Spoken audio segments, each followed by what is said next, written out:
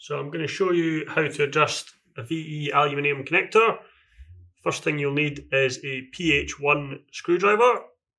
You then need to loosen off the lever arm. Rotate that round until you can see the 3 bolts that are in the back of the connector there. Make sure this lever arm is undone, so loosened fully. And the key here is you need to loosen 2 outside bolts before touching that center star bolt. So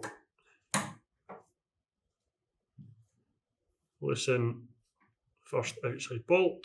It doesn't need to be all the way out, it just needs to be enough that it clears that center star bolt. In this case, I'm now going to tighten this paddle as it was too loose before. So you turn that center star nut in increments of its faces. So you'll see on the faces of that star nut, there are curves. You need the 2 outside bolts to line up with those curves. So in this case, I'm going to turn it 2. So there's 1 face, there's 2 faces. I then need to tighten down the 2 outside bolts again, that to lock it in place.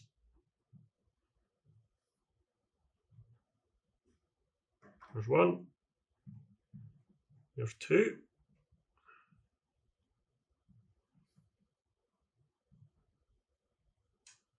They lock that center bolt off.